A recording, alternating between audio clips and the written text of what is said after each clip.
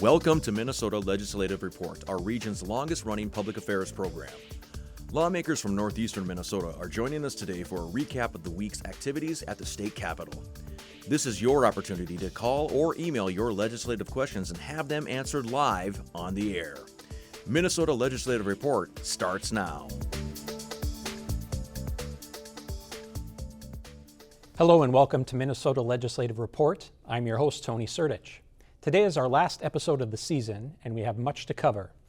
As the legislature nears the end of its session, there's been agreement on a few of the smaller bills, but many issues left to be resolved in the final 2 weeks. Today's show is an opportunity for viewers to ask questions to the lawmakers who represent you. Please call the number on your screen or email your questions to ask@wdse.org. We have a great lineup to answer those questions. Representative Spencer Igo is a Republican from near Grand Rapids, representing House District 15B. Welcome, Representative Igo. And Representative Jen Schultz is a DFLer from Duluth, representing House District 7A. Welcome, Representative Schultz. Thanks, both of you, for being here. And Representative Schultz, happy Mother's Day to you as well. We're going to start the first question with you. We're going to start with where the agreements have been. And one of the bills that was passed this last week was the Veterans and Military Affairs Bill. We have two House members here, passed almost unanimously with some good things in there for military veterans. Your thoughts on getting some compromise done, getting the ball rolling on some of these bills coming through? Yeah, it's good that we're able to pass things off the floor with bipartisan support. I think that's a good sign for wrapping up the end of session. And you know, we're trying to do good things for people across the state, especially our veterans. So I know we're really proud of the investments we're making for veterans and the assistance we're giving them in that bill. And it was good to have almost unanimous support for that bill. And there's a lot of great incentive checks there for honoring our veterans, for those who most recently served. And I know Spencer can talk about the exact dollar amounts there since he's on that committee. Sure. $24 million in service bonuses for post 9/11 veterans and Gold Star families. Do you have more of the details, Representative Igo? Yes, you know, it's $750 for any veteran who served after 9/11. It'll be $1,500 for those who were actually deployed in theater, and then $2,000 for Gold Star families. And I think a great incentive for all of our veterans, but that bill also contained a lot of money and funding for our veterans' homes, which is a great thing. And also hand up to veteran programs. I mean, this is an issue that is bipartisan, and I think passing this bill on Friday was so great because it was standalone. And I think this was the first time, talking to members of my caucus, that we passed a veterans bill by itself on the House floor. And I think it sets a great precedent for the future, that we can always take care of our vets here in the state of Minnesota. Great. And also about $5 million in there for permanent housing for veterans, another issue around homelessness issues. If I'm a veteran watching right now, question to either of you, how do I get access to this money? Is it automatic, or do I have to do something to qualify or to get this bonus? Do either of you know? I do not know, but that's a great question. So I'm sure we're going to have it on our website soon if it's not already there, but maybe Representative Igo, do you know? Yeah, so there's going to be an application process. They're going to create a portal. I know right now, reach out to your veteran service officers in your counties. They're going to be able to direct you where you need to go, but probably see an announcement in the next couple of weeks why the Department of Veterans Affairs kind of gets the program set up for people to apply. Great, so it'll take a couple of weeks to get set up, and then folks will be able to access that funding. Mm-hmm. Another bill that passed broad bipartisan support again, there was opioid settlement nationally, and $300 million came to the state of Minnesota, about 75% of that going directly to counties and cities, 25% to the state. From our region, Representative Liz Olson was the chief author of the bill.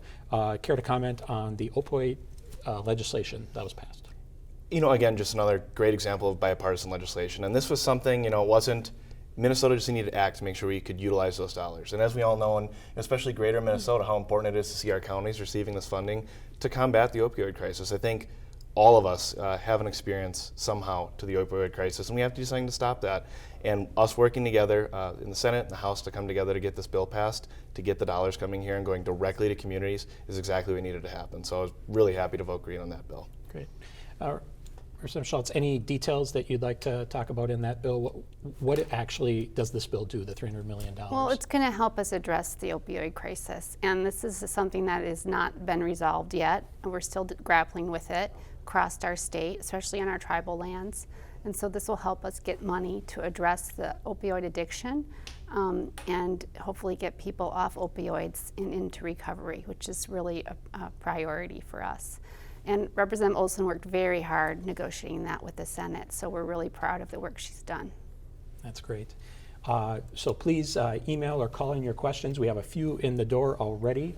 First one is, does the recently approved pay for frontline workers include healthcare workers in assisted living facilities, and does it include CNAs? Do either of you know the answer to that question? It does. Okay. So our healthcare workforce, there's some eligibility requirements. So those working in healthcare need to make incomes of less than $175,000 for physicians, and then I think the income threshold is $85,000 or less. But people can go to frontlinepay.mn.gov or .mn.gov, I think is the website, and they can check out if they're eligible and where we are in the process. So that also we need a few more weeks to get that set up, but soon people will be getting those rebate checks if they apply.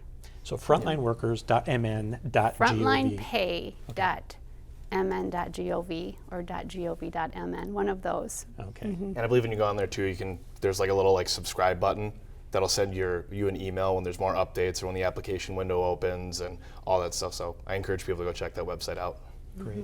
Another question similar to this, more philosophical, is at what point do you stop giving unemployment benefits and get people back into the workforce? Representative Igo, we'll start with you on that one. Yeah, I think it's really important that we look at ways as a state government, but also local governments, to really give people that hand up, and the best way to do that is how to provide jobs, good paying jobs, and whether that's looking at ways to create more job creators, have more jobs out there for people, but also, I think that it's the tone of us as state legislators and leaders in general, right? If we want to, bring our best days to reality, is something I like to talk about. It requires all of us to work together, link together, work, and make our communities better. Unemployment is a good thing. It's a hand up when people need it most, but we also have to know when it's not about giving checks. It's about maybe stepping in and job counseling or helping those people find where they need to be to do the most for our communities. And I think that's a role we can play with working with state government and local governments. Great. And this viewer, I think what I'm intimating from this is, are we incentivizing people to stay home with this funding or not? Most people want to work and they want to provide for their families, and unemployment is just extra security when we have things like a pandemic and we need people to be able to feed their families. So it is a great security net that I think we need to keep. But we're seeing a labor shortage, so we have so many jobs available right now, and I think that people would rather work than collect unemployment. But when we have plants like North Shore idling, that's when also we need that unemployment to keep people secure in their home, to pay for their mortgage or their rent, and to feed themselves and their families. Great.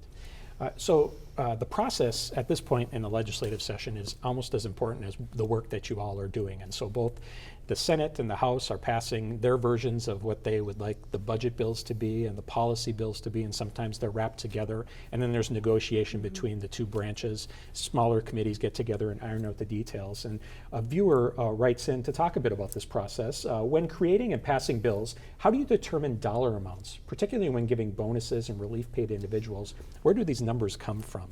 Who wants to take that first? Go ahead. All right. So there's a variety of ways the numbers all kind of come together, right? There's budget targets that are going to be set by the majorities in each chamber. So that'll be decided on the committee or the conference committee and the bill that's getting worked on. But a lot of times that we're seeing right now, and we saw last year, those dollar amounts are decided by usually the leader, so the majority leader or the Speaker of the House, majority leader of the Senate, and the governor kind of work together in almost a triumvirate to set dollar amounts.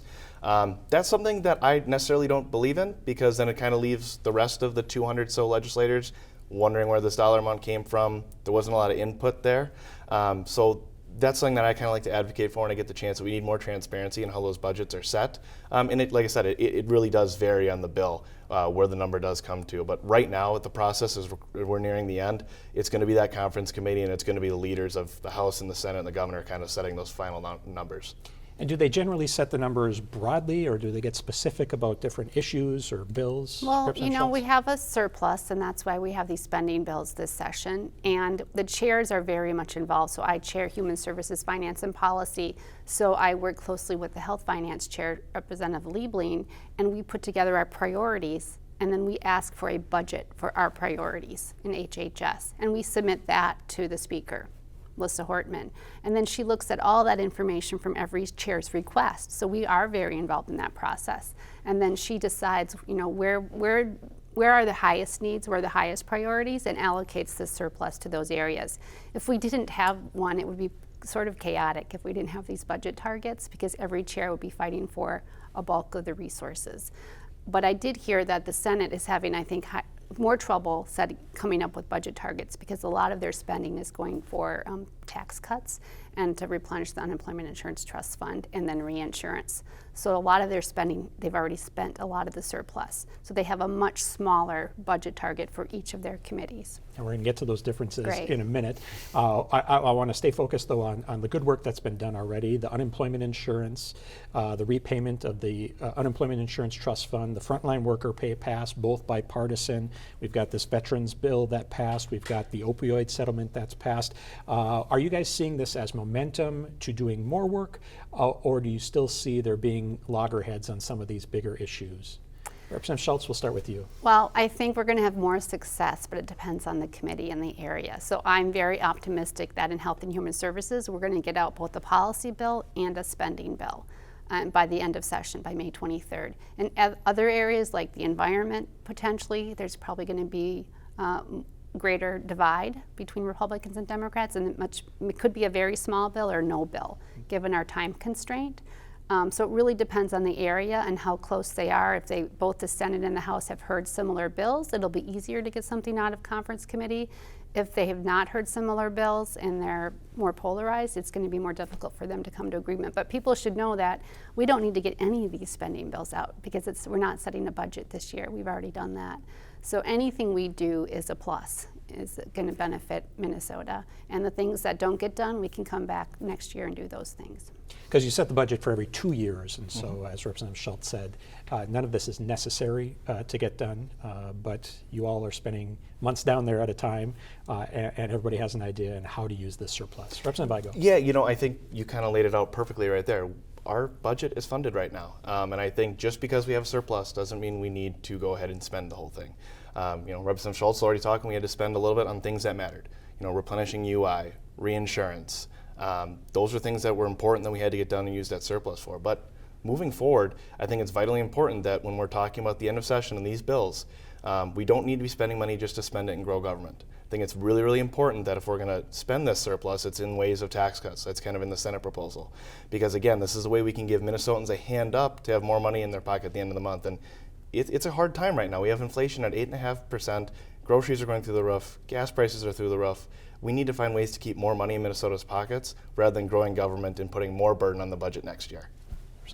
Well, we do have inflation and we do have high gas prices, but we need to solve those problems. And so solving that problem, sometimes it means spending money to solve those problems and to help people not just through tax cuts, but to give them the assistance they need. For example, we have a shortage in assisted living facilities, hospitals, group homes to find people to work. That means we need to increase their wages to attract them to that caring profession.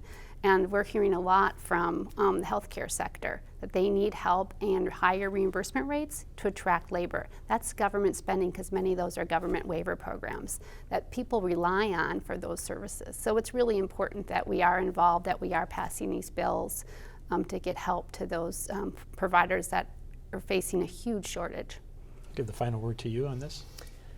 Representative Schultz, you raised some great points, but at the same time, the state of Minnesota, our country, is a free market, and I think it's vitally important that, we're seeing the demand. I mean, drive down all of our cities and towns up here on the Iron Range, and you'll see starting wage 15, 16, 17. I just saw a place today, Quick Trip right here on the hill in Duluth was offering $50,000 a year for an assistant manager starting. The free market's catching up and realizing that they're going to pay people more, and that's a good thing. It doesn't mean the state needs to step in and help with that situation at all times. Sure, like you outlined, there's some good points that we have to, but at the end, it's important that we allow the market to regulate itself, and it will provide the best jobs for people. So if you all don't get anything else done, if there's leftover money from this surplus, some of it is what in the legislature you call one-time money, which basically means you can't count on it in future budgets.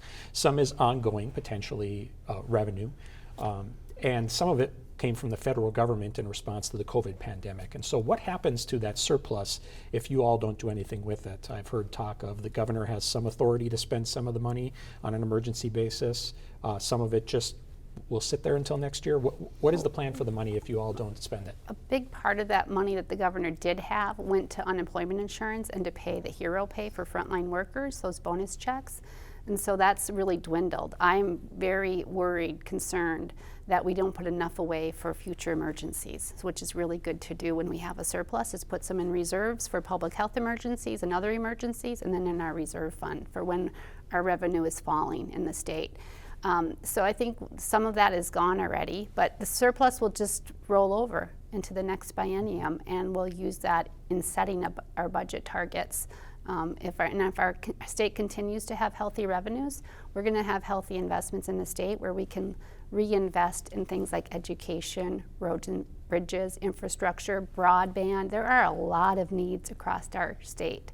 And Minnesota is known for making these great investments, especially into an educated workforce, to draw businesses to Minnesota. And we really want to keep people here in Minnesota and attract new people. So I think having a healthy state and offering the best education, we're going to get people to move to our state and companies. And that's what we need to do going forward. Yeah, you know, those federal dollars, I think the governor only has 170 million of it left. And when it comes down to spending that, he's going to need approval by the legislature for large expenditures. So he'll kind of start thinking about a lot of those here in the closing weeks if there's going to be any large ones. You know, I will agree. I think it's important that we do kind of keep that money in reserves or plan for the next budget year, you know, so it does roll over to next year, or provide it in tax cuts, like I said. I think we don't know what the next year is going to bring, and it's important that as we're kind of looking at this time that things are getting hard, it's okay to tighten the belt a little bit and prepare for times ahead rather than, you know, we got it, let's spend it. So we're going to move on to a couple of the other bills that passed this week. And the first one was a bill that dealt with workforce, economic development, climate and energy. Within that bill was Paid Family Leave Act, and it was an issue that we talked about, I think, Representative Igo, when you were on prior as well. And in that bill, it's 12 weeks of paid family leave. The state would set up a program similar to the unemployment insurance, the way that unemployment insurance is out there. Thoughts on that portion of the bill? Support, opposition? Representative Schultz, we'll start with you. On Mother's Day, I think it's just the right day to say, to have people to support that bill. You know, the DFL supports that bill. The U.S. is a country we're way behind other developed countries that offer paid leave. So I think it should be a priority. Most people want it. And I think the voters are going to make that decision in November as well if we can't get it passed. There's been a lot of resistance in the Minnesota Senate for not supporting paid family leave, but it's definitely wanted by people who work and they need it. They want to spend time with their new child, or they have a sick parent. They want to be able to take time off to do that caregiving. Representative Igo. Yeah, so, you know, like I said, we talked about this once already. You know, the current bill as it sits, I'm still opposing. You know, and there's quite a few people that have some opposition to it, just the way it's written. You know, the Minnesota Chamber of Commerce, first off, is in opposition to doing this. And the big reason why is, I think, coming out of a time when there was a lot of mandates and restrictions put on businesses, we found out how bad that turned out, right? How many small businesses suffered. So we're bouncing back, our economy's trying to come back, we're trying to tackle everything in front of us. Putting another mandate on right now isn't the right thing to do. And if you talk with small business owners around our state, many of them offer a lot of the opportunities and plans that are inside this bill, what works for their business. You know, this bill would apply the same way to a company like Target, to a small mom and pop shop that has 6-7 people working at it.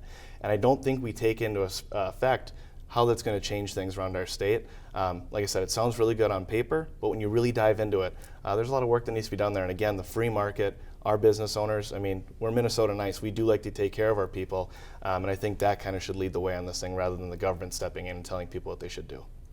One of the other portions of that bill that got a lot of discussion was including school workers, making them eligible for unemployment insurance benefits. Representative Igo, your thoughts on that? Yeah, you know, there was definitely some interesting debate that we had on the floor on that one. And I think that some of the hang up that was having there is when we're talking about frontline workers there and for the unemployment, we're trying to, you know, cut that line of where is, you know, how many people do we add to this list? And don't get me wrong, you know, those people that work in our schools, everything from our teachers to our paras, are vitally and critically important. to giving Minnesotan students the best education possible. But I think when we're talking about trying to prioritize, who we took care of in that bill, it was really, really, really tough. And being in the minority, some of those decisions were outside of my grasp to be a part of the conversation. But I think there was good debate on the House floor about it.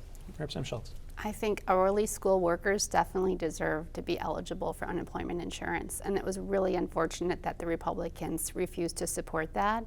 All the DFL legislators are behind that and supported it. It didn't make it into the final bill. I hope we can do that again next year, try to pass it. Great. Another piece of that bill, and it was a big bill sprawling on some issues, was about $200 million going towards workforce development. And so $200 million is a lot of money, but when you look at it in perspective to the $6 billion that is in the surplus, and this is something we're hearing from businesses in particular. One of the big challenges of getting that workforce that both of you are talking about is the barriers to training, to different opportunities. Is that the right amount of money, and is it going to the right things in your mind in the bill? Representative Schultz, we'll start with you. There's always more demand for assistance to create small businesses. So we do have this revolving loan fund in the bill where small businesses and entrepreneurs targeting women-owned businesses, people of color-owned businesses, people with disabilities. So really trying to direct money to those who need more help to initiate their business and to address equity issues. So I think it's probably not enough. But in HHS, for instance, we're spending about $450 million in healthcare workforce development. So I think there's different pieces of workforce development in various other omnibus bills as well. Great. So if I go too much, not enough, is it dedicated to the right sections to make it work? So, I think it was personally one of the wrong approaches to go about. I think it's great to talk on paper about spending $200 million to help develop the workforce. But think about another way that could inspire a lot more growth, more bang for your buck, is looking at ways to remove business mandates, remove taxes on businesses so they can have more organic growth. Again, when you influx money into the economy, it's going to circle around a few times, but eventually it goes away and it needs to be replenished. By looking at ways to create lasting tax cuts or business mandates, remove those things, we can have better growth, encourage more job growth, and really that's that hand-up policy again, getting away from handouts. So I think that was one of the huge differences in how we look at spending in a bill like that. Right. One other section of the bill deals with climate and energy, and the largest dollar amount in the House proposal went to weatherization. And so Representative Igo, we'll start with you.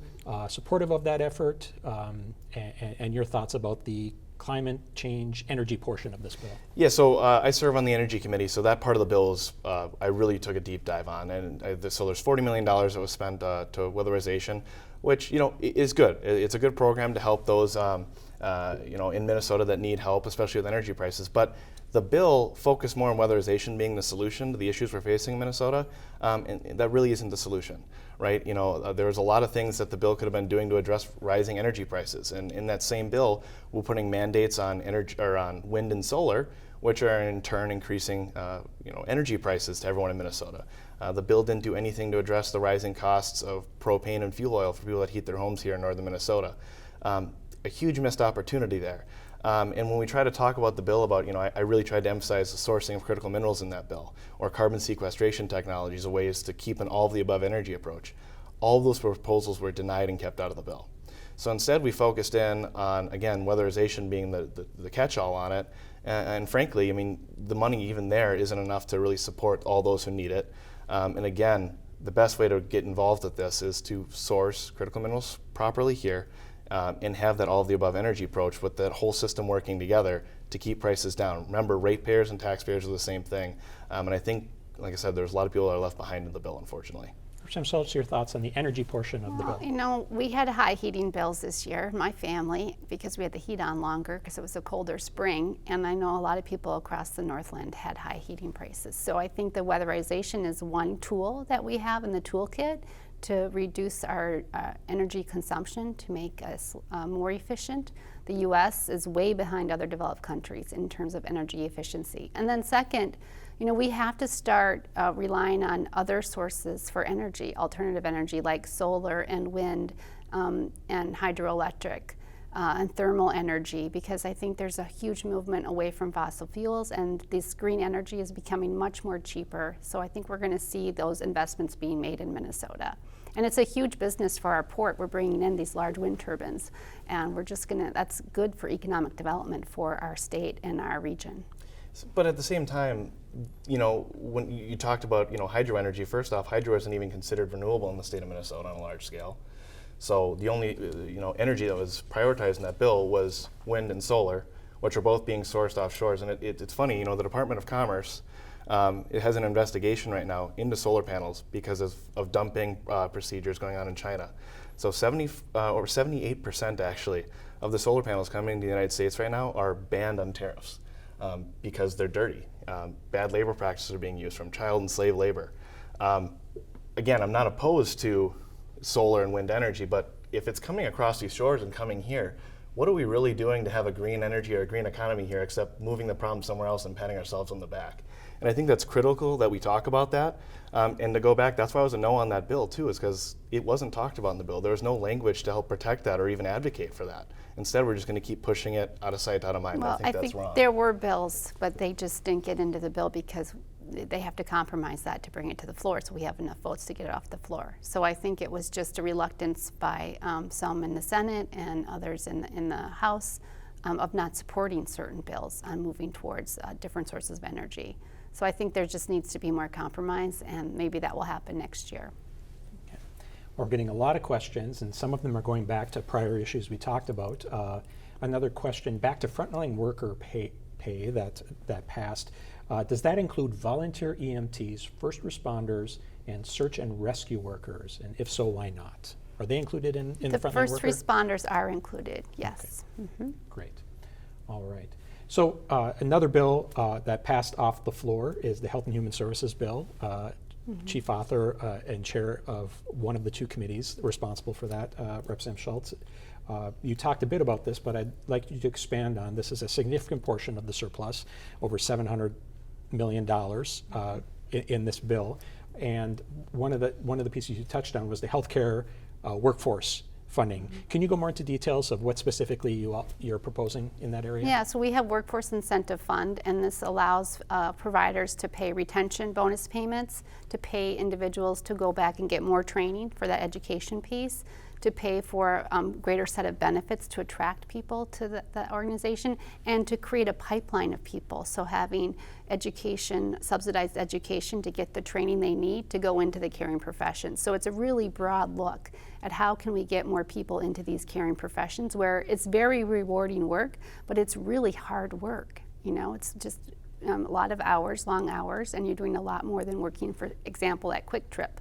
But I think it's so rewarding. People want to stay there, but they also want to feed their families. So we have to make sure that they're getting living wages in those positions. And so the other part of the HHS bill is increasing reimbursement rates in some of our waiver programs, so providers can increase the wages for those professions.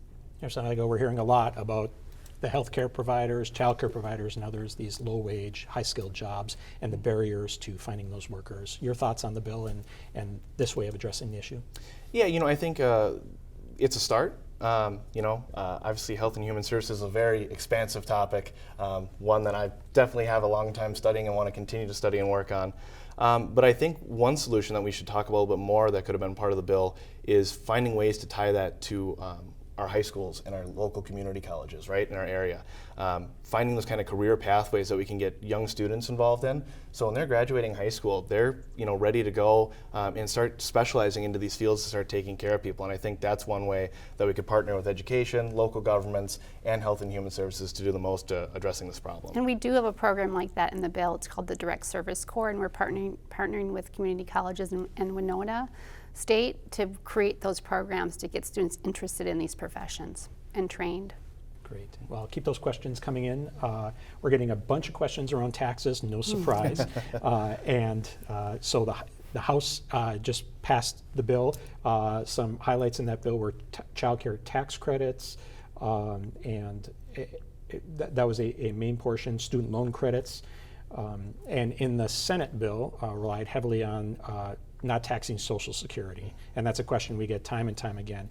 And if we're just to back out a bit, it really looks like the end of the legislative session between the two branches of government comes down to the Senate, which is controlled by Republicans, putting a lot of their proposal into tax cuts, both tax eliminating the tax on Social Security and then lowering the first tier of taxes across the board for Minnesotans.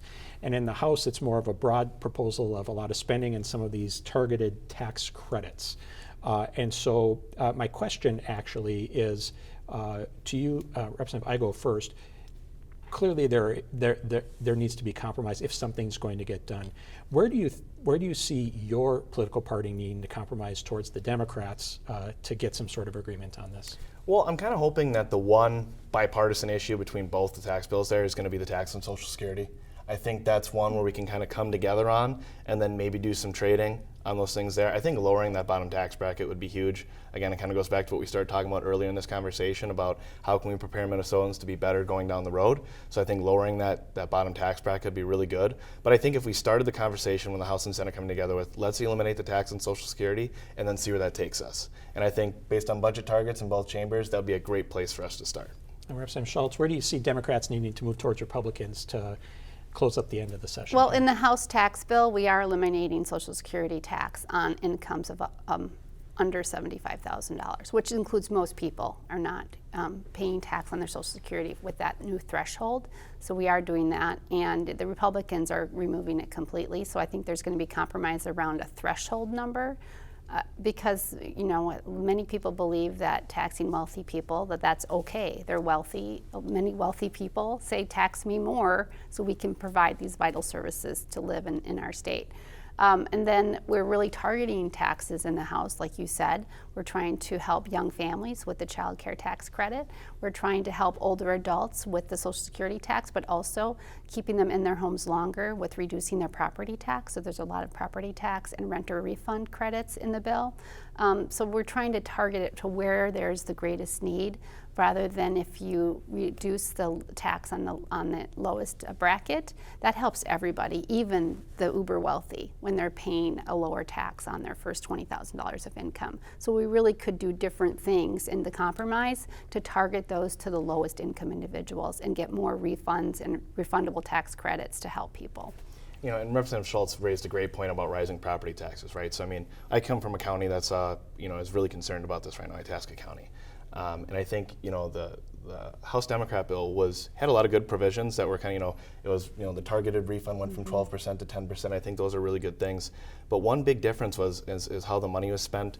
There was over $1 billion spent in going into renter credits and only $76 million going into homestead exclusion credit. So I think that moving forward, I'd like to see those numbers be negotiated between the House and Senate a little bit more, because when I think of, homestead relief, I think of, the retired people living in northern Minnesota. I think of the young families that are just starting out that could really use that help. That doesn't always just mean renters, right? So I think that would be a great place too. If we started there, and Social Security would be a great place for that tax bill to start when we come together in conference. But your property tax, most of that is going to your local units of government, your counties and your municipalities. So I think we just see a greater need for revenue for those local units of government to provide the services people expect, like better roads. And so what we're trying to do in the House tax bill is also address local government aid and increasing that LGA to reduce that burden on local units of government, which is really key. So I think we did definitely hear that people need some reduction in their property taxes, and hopefully increasing LGA will help with that.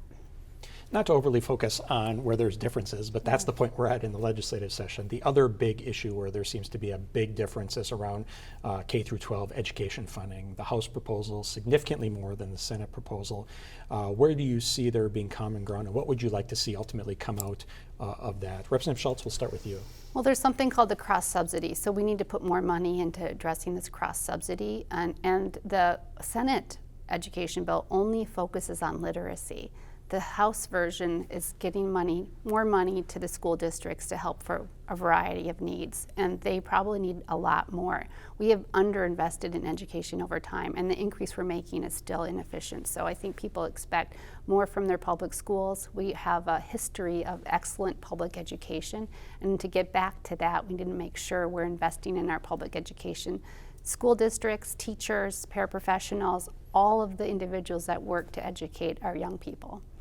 So, I spent a lot of time trying to figure out what would be best for the area I represent, northern Minnesota, and talking to superintendents and to principals, the biggest thing that they want to see coming out of a K through 12 bill this year is just more local control given back to them. They want to be able to run their districts and run their levies with their constituents in their own school districts the best way possible. And I thought that really fit well with the messaging that this year's supposed to be. It's a policy year, right? Again, it's not always supposed to be about how can we spend money. It's about how can we, make things run more efficiently. And that's been the ask I've gotten from all of my superintendents in the area I represent. Any last word on education from either of you?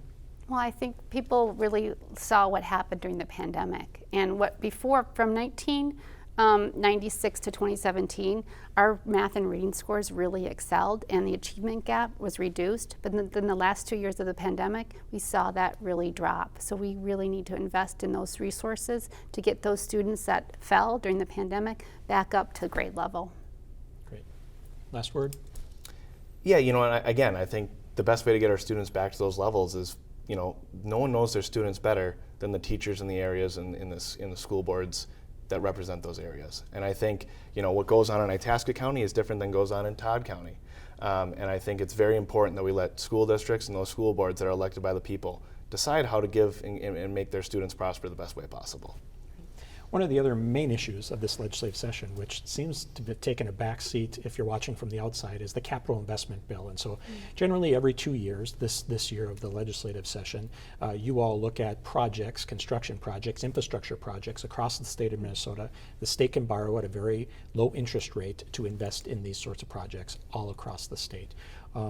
Haven't heard much about that, and there's only a couple weeks left of the session. Can you please give me an update on where we're at with the capital investment bill, sometimes called the bonding bill, Representative Igo?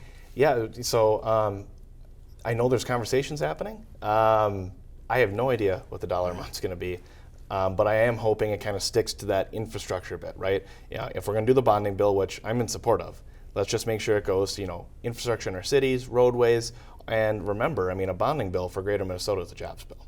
So I think this is a great way to kind of help out our Greater Minnesota communities as well as metro communities at the same time. But if we have a good bonding bill that focuses on that infrastructure bit, I think it'd be a great bipartisan bill that we could pass before session's over. And we've done really well in Duluth and Northeast Minnesota in getting our local building projects funded through bonding. So I think we're going to have that same success this year. It's just that things are quiet. The bonding bill is like the dessert after we pass all of our omnibus bills. It's that cherry on top of that sundae. And right now, I know every legislator is lobbying the chairs of the capital investment committees for all of their individual projects in their district. So that is what is happening behind the scenes. But I'm optimistic. It is a jobs bill. We need to make those investments now because it's really going to help our local regional areas and our economy. And because the state borrows money, you actually need a supermajority of the legislature to pass this in both bodies, which means it has to be bipartisan. Other bills can pass in a partisan way if need be. And Representative Schultz, you said what I think some legislators say is that this comes after all the other work. A question to both of you is, what if there isn't agreement on some of the other budgetary issues? Is that going to stymie or stop a capital investment bill from being done or not? I don't think so, because this was the year, this is the bonding year. This is one thing we needed to get done. I think both parties want a bonding bill. They just don't agree on how much that bonding bill should be. So should it be $1 billion or $2 billion or $2.5 billion? That's what's going to be negotiated. And when we have to reduce it, local projects fall off and people are really upset. So we'll see. If everybody wants their project, it's going to be much larger than probably what the Senate wants. Yeah, I think that's a great point, right? If we find a great way to keep those local projects funded that can get everyone in agreement, right? I think it's going to be helpful for northern Minnesota having Senator Bach being in charge of capital investment in the Senate. So, I think we're going to see a really good constructive bill come forward on it.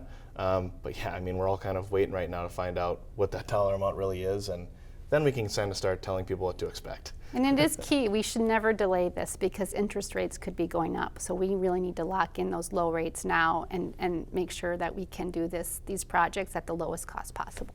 Great. Well, we've got plenty of questions coming in. Please keep them coming in, call and email. I'm going to go back to process again real quick. 2 weeks left of the legislative session. We're not going to be on the air now till the end of session. What's it like being a legislator? Representative Schultz, you're chair of a committee. You talked a bit about being involved specifically on the issues where you chair. Representative Igo, you're in the minority, which means you don't have as much interaction with the process. You both talked about leadership working with the governor. What's it like to be down there in kind of this hurry up and wait mode, and what do you guys do in that meantime as you're waiting for bills or a breakthrough to happen from legislative leadership? Representative Igo, why don't you go first? You know, I think in this time right now that we're kind of through omnibus bills, there's been a lot of healthy conversations been happening between both parties, right? So the retiring room, which is the back part for those listening, of the House chamber, it's great to see House Republicans and House Democrats talking again. And I think it's really great to get back to the spirit of what that chamber is all about, which is compromise and doing the most for Minnesotans. So that gives me some great optimism as we get these bills back from conference. Hopefully some of those good ideas that are very bipartisan we can pull out, do individual bills on, and that happens because we're going to have those conversations off the floor while we're kind of waiting. And I think that's really healthy to talk about, and Minnesotans need to know that those conversations are happening. And you said going back and for the past year and a half or so, they weren't happening because you were mostly meeting on Zoom and folks weren't in the chamber? Oh, right. And I mean, especially for me, so as a new member of the legislature, I'm going to be concluding my first term without ever sitting in a committee in person. So for this time, for me right now, to actually finally be sitting down next to people that I've been serving in a committee with for almost 2 years is super constructive, and getting to know people on more based on just their issues, but getting to know them personally, getting to know what their families are, what they like to do. And then you can find a lot of that common ground to stand on and get good things done. Representative Schultz, you talked a bit about being on a conference committee and negotiating your section of the budget. Can you talk a bit more about that? When you're a chair and you're in the majority, you really never have downtime. So I will be Monday and all weekend conferring with my counterparts in the Senate on HHS. And so we have the conference committee set. Our first meeting is Monday afternoon, where we go through something called same and similar. So we look at what are the things that are identical in our bill. Let's get those out, move those to the side, and talk about where we disagree.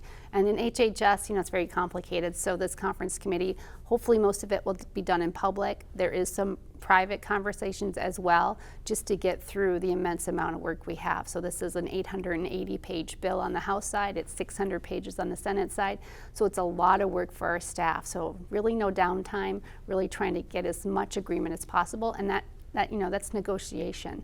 So there's a lot of negotiation going on behind the scenes when we're not in public, trying to get our priorities to match the Senate priorities. Great. A lot more questions to get through here. It's going to be more of a potpourri of different questions.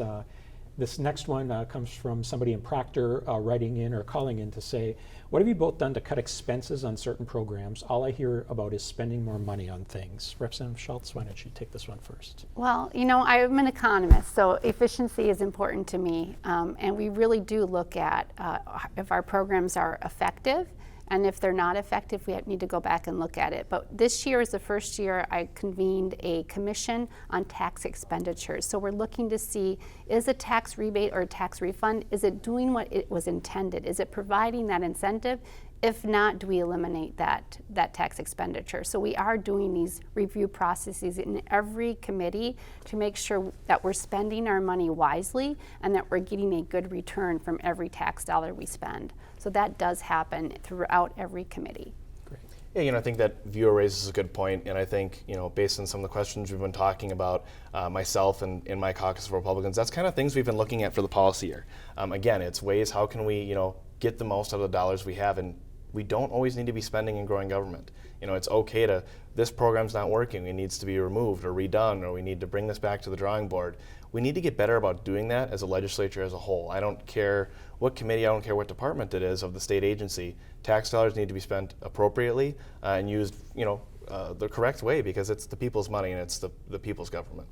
Great. Next question brings us back to the environment, and a viewer is talking about Polymet, and I know there's been some hearings around mining this last week, and this one, the question is, why has it taken Polymet 17 years to not be allowed to mine, and will Talon Minerals have to go through another 17 years to be allowed to mine? Representative Igo, you serve on the environment committees. Why don't you take this one first? So, there's a lot that goes into that question. Okay. How much time do we have? Yeah, so, Polymet taking 17 years there's a lot of moving pieces there, because Polymet has federal permits that are going to go involved with state permits. The state has actually done a very, very good job about producing really, really good permits. That's the way the regulatory system is supposed to work. It's not about keeping things from business, it's about making sure it's done the right way. The problem that PolyMet's facing now is this kind of litigation phase where anyone that can kind of raise a cause that has the money is taking them to court. That's where we're seeing a lot of that get gummed up right now.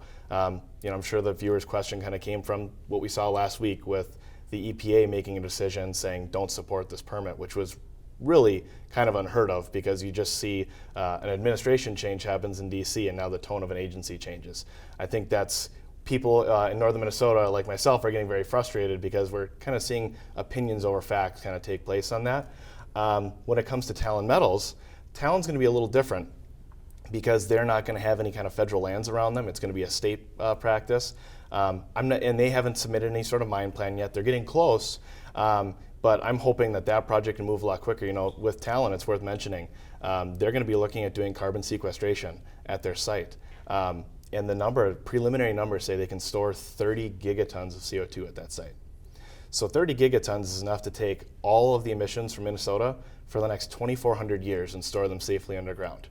So it yields a very unique response that we could mine nickel here in Minnesota, carbon negative, to produce the actual clean batteries needed for the world of tomorrow. And I think as Talon's moving through this process, we need to start looking at things like that as solutions and ways to set the benchmark here in Minnesota. And PolyMet's been in the news for decades, Twin Metals. Talon is a newer mining project down in the Aiken area, is that correct? Yeah, so it's located just outside Tamarack. Great, all right. Representative Schultz, mine permitting, this whole process, I know you're a health and human services expert, but you've been around and have heard these issues. I have, I'm very familiar with them. So everybody wants to do it safe and do it the right way. Nobody wants to pollute the water. And so what we need to do is rely on science, rely on a regulatory process to tell us that it is okay to do this if they've met all of the standards. And we are seeing the litigation. These are all checks and balances in the system that we have. But I think we really need to make investments in the science so we can do it the right way, so it can be done, because I know there is demand for these minerals and that pressure is only going to build. And so I think we should be investing in things like the NRRI, where they have the technology to address some of the sulfates. They just need to scale it up. We need to bring in the federal dollars. And unfortunately, that hasn't been happening with our federal delegation, is bringing in those investments so we can address this problem and come up with a solution. Because, this is, I think, a problem that can be solved with technology. And we have this technology. We just need to get the investment there so we can use it and expand it and scale it up. See, and I couldn't agree more too, because this is worth noting. PolyMet created a whole water purification process because of that, because of the science, because of the permitting process. And for those listening at home, the water that PolyMet's going to emit is actually cleaner than the bottled water you buy at the store. So that is technology and science at work to make sure that it is done the right way. And I think that's why we have so many advocates for what PolyMet's going to do here in northern Minnesota, because they are going to do it the right way. And I am the acronym police, and Representative Schultz, we made it this far into the show. NRRI is the Natural Resources Research Institute located at UMD that does this sort of research on natural resources. It is a gem in our community, and we've been giving them some state funding that's in this bill as well, but we really would like to get federal money so they can do the research that's required to do this mining safely. Great. Mm-hmm. Yeah, and apart from mining too, not only do they have a facility here in Duluth, but also in my district, right, in Coleraine Bovee. And they do a lot of work there, not only just with mining, but looking at how we can use our minerals and our resources better. Even things like using old mine pits filled with water to be an energy sink, right, because you can store that water and then run it through a turbine, put it back in the pit. There's tons of great work actually happening there that really should get talked about more. And I know they do forest and timber as well, too. Mm-hmm. Yep. And they have a wonderful birding website, too. Great. Next topic is a more national topic. Certainly you folks know, and the viewers probably at home know about this draft opinion on Roe versus Wade that is going through the U.S. Supreme Court. Got a few questions from viewers on how this will impact Minnesota. There are states around us that have what are called trigger laws, which means that once this decision is made, if this is truly the decision, it will revert back to abortion not being legal in those states. Minnesota is really an island around those. And so if this draft opinion is truly what's going to happen, how will that impact the state of Minnesota and the policies around abortion? Representative Schultz, we'll start with you. There was a court case in Minnesota called Doe versus Gomez, and so it'll continue to be legal in Minnesota. So we will be an island surrounded by states where it is illegal or they have those trigger laws. And I know the Governor Walz, and DFL legislators have made a commitment to make sure that we still allow choice in Minnesota. Representative Igo. You know, Representative Schultz outlined perfectly. Like I said, there's that court case, right? But I think the decision would be a very good one. Being, I'm a big proponent of states' rights, and I think that the people that are elected here in Minnesota to serve in the legislature of 201 people, I think that having that issue of being pro-life, pro-choice is incredibly important. As being a pro-life representative, I think it's good that when I campaign with that and I tell my constituents about it, if they want a representative who's pro-life, that pro-life member can go down there then and advocate for that, and then it's going to be a state issue. Again, it's all about state rights and states' control. So, with this decision, I think that really returns it back to Minnesota. But if you look at the polling, even in states that outlaw abortion, the electorate, it's only like 30% of individuals favor those trigger laws, favor outlawing abortion. And so the vast majority, 80%, support Roe v. Wade. So that's where the electorate is. That's where voters are. So do we see anything happening on the state as it pertains to this issue, or are things going to relatively stay the same until probably the next election and see what happens after the next legislature and the governor convene next year? Well, we had 2 amendments from the Republicans in the House to change access to abortion. And so those amendments were voted down or were voted not germane to the HHS bill. So there are bills coming forward to restrict women's right to choose in Minnesota. And so I really think it depends on who people elect and who represents them and how they vote. And that will be determined in the November election when everyone is on the ballot in Minnesota.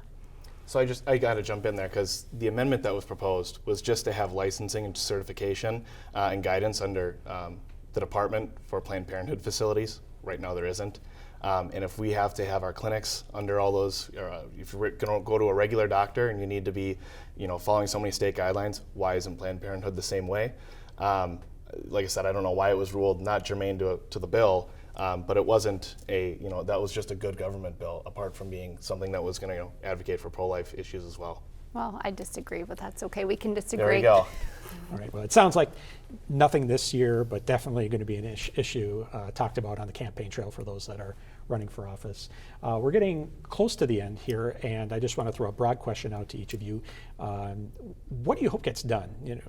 At this end of this session, if you could pick like 1 or 2 things that you hope that you would like to see that would make this legislative session a success, what do you hope gets done in the next few weeks by the time you're wrapped up with your session? Representative Schultz, why don't you go first? Well, I just have a couple bills that I'm very proud of. One is called the Health Affordability Board. It addresses healthcare costs throughout all our providers. Massachusetts implemented this Health Affordability Board, and they saved $9 billion over 5 years. So it's really one key piece of legislation.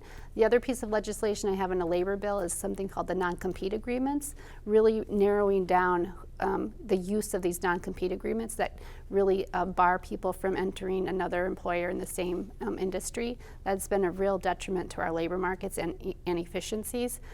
So a couple of my bills I would love to see, and then I have a public option bill to allow people to buy into this Minnesota Care program that we've had for 30 years that was created with both Republicans and Democrats. It's been very successful. It just allows people to get affordable health care, and only 4% of the population in Minnesota is uninsured. So we could get to 0% if we allow this public option. Those 3 key things I would love to see get done. What's on your wish list, Representative Igo? Something that I've been working on is public safety bills. I would love to see a pro-law enforcement, pro-cop public safety bill. One that's going to be helping train future cops to take care of all of us in the state and keep us safe. I've been working on a bill to help dispatchers and give them training so that they can, when you call 911, everyone's going to be taken care of appropriately. And I think Minnesotans as a whole, I don't care if you live in International Falls or if you live down in Rochester, we all want to start supporting our cops and showing that message, and I think it'd be great to have a pro-law enforcement bill leave at the end of this year. Only a couple minutes left. One issue that gets a lot of attention when it's debated, and it sounds like the House may be debating it, is sports betting in the state of Minnesota. And probably not going to pass into law, but it certainly looks and feels like at least the House of Representatives may debate and vote on that issue before the end of the legislative session. Where do both of you stand on this issue? Representative Igo. Yeah, I've actually been getting a lot of people reaching out to me about this. Right now, I think the voice I'm hearing from my constituents that I'll probably be voting in favor of it. I think, it's one of those things where Minnesota is an island. How many people are running to Iowa, Wisconsin, to place bets when we could be doing that here. So I'm, as of right now, and we'll see how the floor debate goes, obviously, but I think right now I'm leaning towards yes on that bill. Great. Representative And Schultz. I voted yes for it in Ways and Means. I think that we need to regulate it. That's the important thing of making it legal, is that you can regulate it and make sure that people who are addicted to gambling can get the resources they need, because some of the tax will be used to address gambling addiction. And just to be able to make sure it's done well. It's, you know, people are already betting and they're doing it illegally. So this would legalize it and keep them out of legal jeopardy, because most states around us already have it. And so I think it is going to happen. I don't know where it is on the Senate, though. Okay, well, it sounds like there'll be definitely some debate on the House floor on this, and we'll look forward to watching that. Thank you both for being here. And we are out of time. I'd like to thank Representative Igo and Representative Schultz for joining me today. I want to wish everyone celebrating a happy Mother's Day, and I especially want to give a shout out to Tally, mother of my son Sam, and my mom Nancy, who always watches this show. I love you. And thank you for tuning in to this season of Minnesota Legislative Report and for sending in your important questions. It's been a season filled with excellent discussions from our legislators. The show would not be possible without all the people behind the camera who do the important work to put this show on the air. I'd like to thank Nick and Katie, Austin, Owen, Joe, Jason, Tony, Paul, Ashley, Megan, and Greg. Wish you were here tonight, Greg. For the team at WDSC, I'm Tony Sertich. We'll see you next season.